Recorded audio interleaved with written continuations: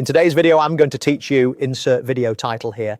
If you've ever wanted to get into Discord on your computer without typing your email and password, the QR code login is a fast and secure way to do it.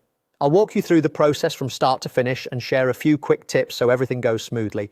Start on your computer, open a web browser and go to discord.com login or launch the Discord desktop app.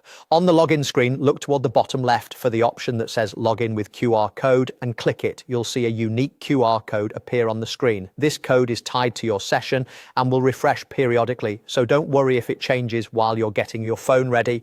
Now switch to your phone, open the Discord mobile app and make sure you're signed into the account you want to use on the computer. Tap your profile picture to open user settings. On iOS, you'll see an option labeled Scan QR Code. On Android, look for Scan QR Code under your profile settings as well. If your phone asks for camera permission, allow it so Discord can scan the code. With the scanner open, point your phone's camera at the QR code displayed on your computer. Hold it steady and make sure the entire code is visible on the screen.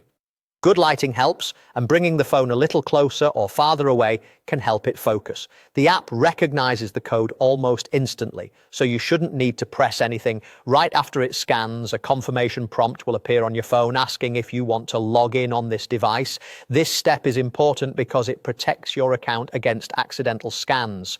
Tap yes or confirm. Depending on your device settings, you might also be asked to confirm with Face ID, Touch ID, or your device passcode. Once you approve, your desktop Discord will log in automatically without you typing a password. A few quick tips if something doesn't work. Make sure both your computer and phone are connected to the internet and update the Discord app if the scanner doesn't appear. If the QR code expires, click the option on your computer to show a new one and try again.